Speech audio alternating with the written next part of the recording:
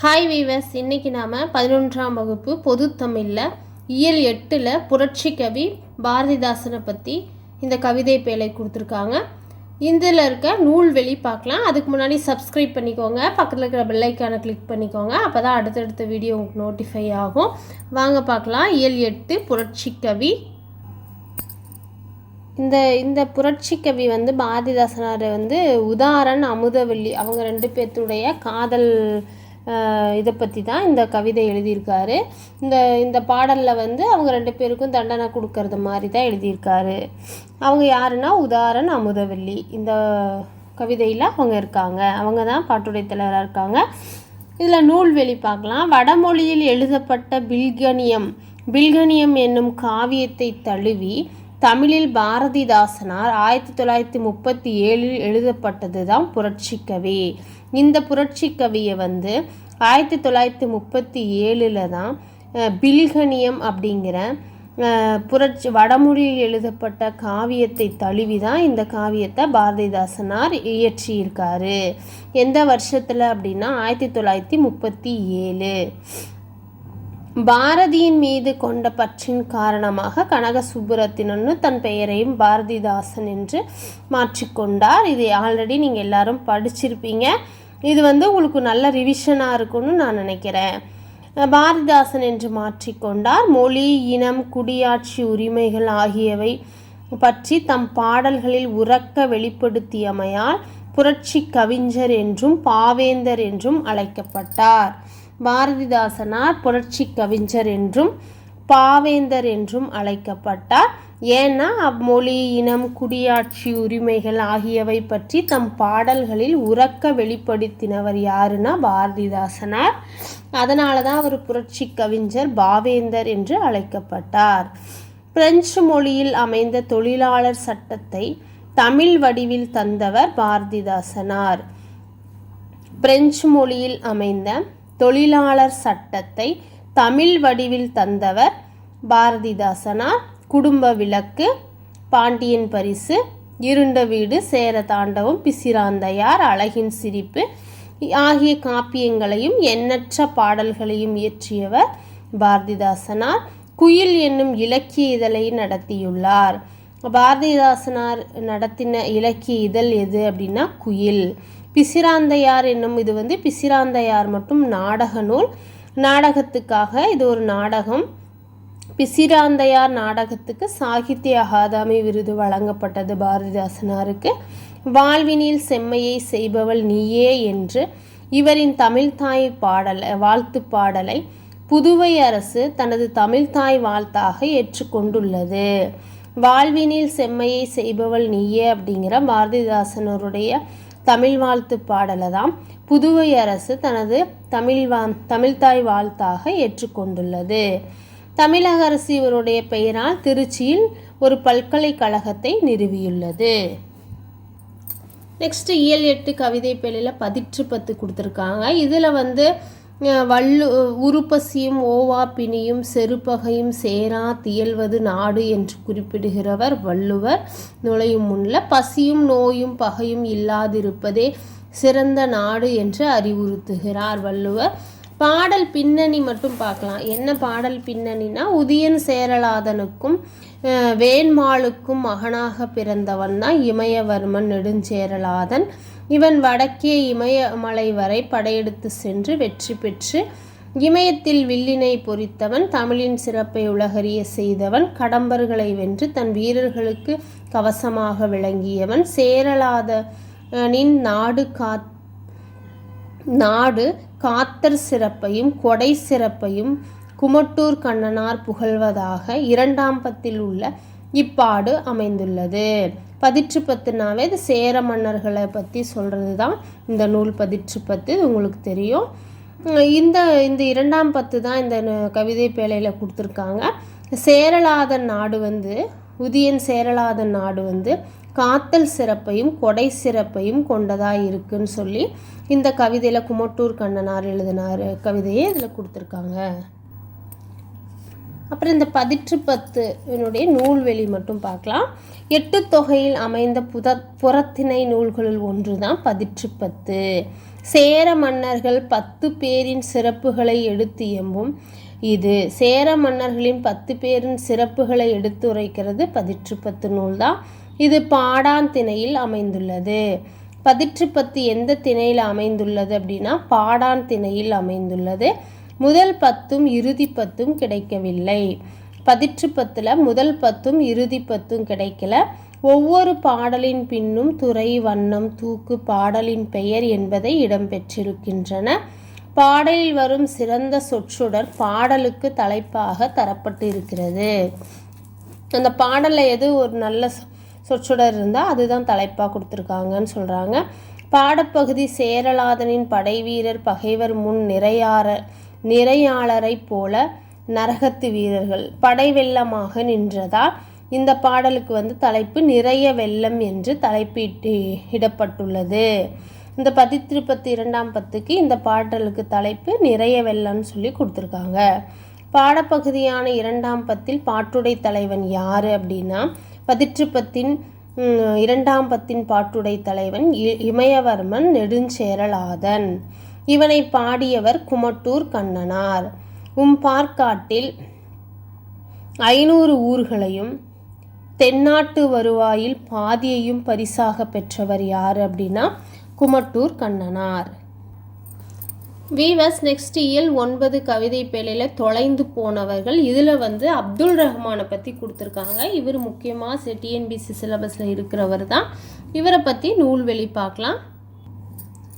நூல்வெளி. அப்துல் ரஹ்மான் புதுக்கவிதை, வசனக்கவிதை, மரபு கவிதை என்று கவிதைகளின் பல வடிவங்களிலும் எழுதியுள்ளார். புதுக்கவிதை, வசனக்கவிதை, மரபு கவிதை என்று கவிதைகளின் பல வடிவங்களில் எழுதியவர் யார் அப்படின்னா அப்துல் ரஹ்மான். வாணியம்பாடி இஸ்லாமிய கல்லூரியில் தமிழ் பேராசிரியராக பணியாற்றியவர்.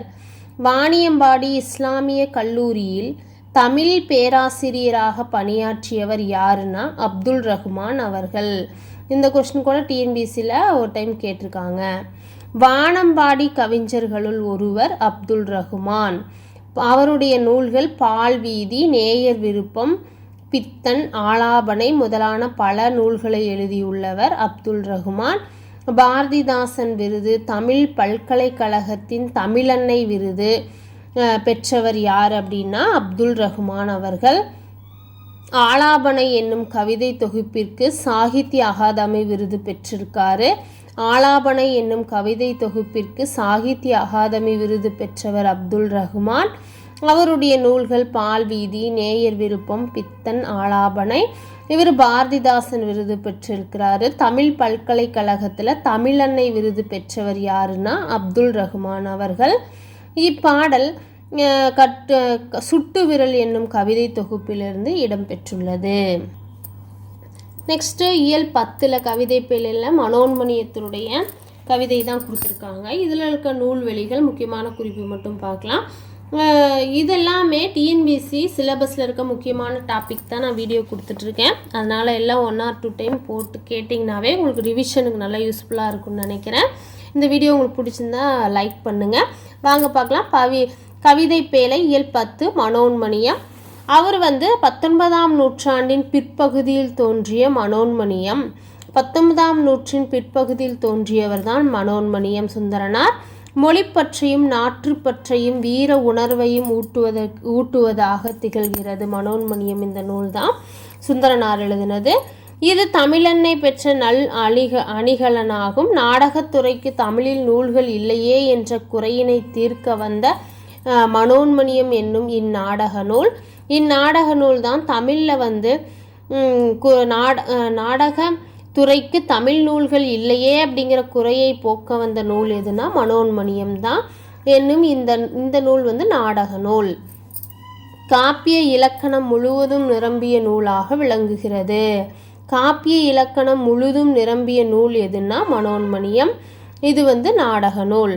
இயற்கையில் ஈடுபாடு கொண்டு அதனில் தோய்ந்து இணையில்லாத இன்பமும் அமைதியும் பெற்றவர்கள் தமிழர்கள் என்பதை கூறுவதாக அமைந்த நூல் மனோன்மணியம். இந்த குட்டி பாக்ஸில் தமிழ் நாடக இலக்கண நூல்கள் சில கொடுத்துருக்காங்க, அதையும் பார்த்துக்கலாம். ஒரு 10 நாடக நூல்கள் கொடுத்துருக்காங்க. அகத்தியம், குணநூல், கூத்தநூல், சந்தம், சயந்தம், செயன்முறை, செய்ற்றியம், முறுவல், பதிவாணனார், நாடக இலக்கண நூல், நாடகவியல். இது எல்லாமே தமிழ் நாடக இலக்கண நூல்கள் ஆகும். இந்த கவிதை பேழையில் நூல்வெளி பார்க்கலாம். சுந்தரனாருடைய நூல் மனோன்மணியத்தை பற்றி தான் இருக்குது. வீவர்ஸ் இப்போ கொடுத்துட்ருக்க இப்போ எல்லாமே 11ஆம் வகுப்பு பொதுத்தமிழில் இருக்கிற முக்கியமான டிஎன்பிசிக்கு தேர்வின் அடிப்படையில் வருகிற டாபிக்ஸ் தான் நான் ஒவ்வொரு வீடியோவாக இப்போ கொடுத்துட்ருக்கேன். எல்லா வீடியோவும் போய் பாருங்கள், உங்களுக்கு யூஸ்ஃபுல்லாக இருக்கும். வாங்க பார்க்கலாம். நூல்வெளி இது லாஸ்ட் வீடியோ. இன்னும் ஒரு வீடியோ கொடுத்தேன்னா 11ஆம் வகுப்பு நம்ம முழுசாக முடிச்சிட்டோம். முக்கியமான டாபிக் எல்லாமே பார்த்துட்டோம். இதுக்கு முன்னாடி இருக்கிற வீடியோலாம் போய் பாருங்கள். அடுத்த இன்னும் ஒரு வீடியோ கொடுத்தோன்னா இந்த புக்கே முடிச்சிட்டோம். அதனால் உங்களுக்கு யூஸ்ஃபுல்லாக இருக்கும். நெக்ஸ்ட் வீடியோலாம் நம்ம சேனலில் போய் பாருங்கள். வாங்க பார்க்கலாம். நூல்வெளி. மனோன்மணியம் தமிழின் முதல் பாவடிவ நாடக நூல். மனோன்மணியம் தான் தமிழின் முதல் பாவடிவ நாடக நூல். எதுன்னா மனோன்மணியம். தமிழின் முதல் பாவடிவ நாடக நூல் மனோன்மணியம். லிட்டன் பிரபு 1866 எழுதிய இரகசிய வழி என்ற நூலை தழுவி 1881 பேராசிரியர் சுந்தரனார் இதை தமிழில் எழுதியுள்ளார். பேராசிரியர் சுந்தரனார் தான் மனோன்மணியம் நூலை எழுதியிருக்காரு. எப்போன்னா 1881. ஆனால் இது லிட்டன் பிரபு 1866 இரகசிய வழி அப்படிங்கிற நூலை எழுதியிருக்காரு லிட்டன் பிரபு. அதை தழுவி தான் 1881 பேராசிரியர் சுந்தரனார் இதை தமிழில் எழுதியிருக்காரு இந்த மனோன்மணியம் நூலை. இது பாவடிவ நாடக நூல். முதல் வடிவ நாடக நூல் எதுனா மனோன்மணியம். இது எளிய நடையில் ஆசிரிய பாவால் அமைந்துள்ளது. மனோன்மணியம் என்ன பாவில் அமைந்துள்ளது அப்படின்னா ஆசிரிய பாவால் அமைந்தது. இந்நூல் 5 அங்கங்களையும் 20 களங்களையும் கொண்டது மனோன்மணியம் நூல். இந்நூலின் தொடக்கத்தில் கடவுள் வாழ்த்துடன் தமிழ்த்தாய் வாழ்த்தும் இடம்பெற்றுள்ளது. மனோன்மணியத்தில் உள்ள கிளைக்கதை தான் சிவகாமியின் சரிதம். அப்புறம் பேராசிரியர் சுந்தரனார் திருவிதாங்கூரில் உள்ள ஆலப்புழையில் 1855 பிறந்தார். மனோன்மணியத்தை இயற்றிய சுந்தரனார் திருவிதாங்கூரில் இருக்கிற ஆலப்புழையில் 1855 பிறந்தார். திருவனந்தபுரம் அரசு கல்லூரியில் தத்துவ பேராசிரியராக பணியாற்றி உள்ளார். திருவனந்தபுரம் அரசு கல்லூரியில் தத்துவ பேராசிரியராக பணியாற்றி உள்ளவர் யாருன்னா பேராசிரியர் சுந்தரனார். சென்னை பல்கலைக்கழகம் இவருக்கு ராவ் பகதூர் என்னும் பட்டம் வழங்கி சிறப்பித்துள்ளது. சென்னை பல்கலைக்கழகம் யாருக்கு ராவ் பகதூர் என்னும் பட்டம் வழங்கி சிறப்பித்துள்ளது அப்படின்னா பேராசிரியர் சுந்தரனார் அவர்களுக்கு. இவருக்கு பெருமை சேர்க்கும் வகையில் தமிழக அரசு இவர் பெயரால் திருநெல்வேலியில் பல்கலைக்கழகம் ஒன்றை நிறுவியுள்ளது. எங்கன்னா மனோன்மணியம் பல்கலைக்கழகம் திருநெல்வேலியில் இருக்குது. தமிழக அரசு நிறுவியுள்ளது. வீவர்ஸ், இதோட இந்த வீடியோ முடிச்சுக்கலாம். இந்த ஒரு வீடியோ 11th புக்கில் கொடுத்துட்டோம்னா ஃபுல்லாக 11th புக் ஃபுல்லாக பார்த்துட்டோம். நெக்ஸ்ட் 12th புக்கு பார்க்கலாம். இந்த வீடியோ உங்களுக்கு பிடிச்சிருந்தா மறக்காமல் சப்ஸ்கிரைப் பண்ணுங்கள். உங்கள் விருப்பங்களை கமெண்ட் பாக்ஸில் தெரிவிங்க. நன்றி, வணக்கம்.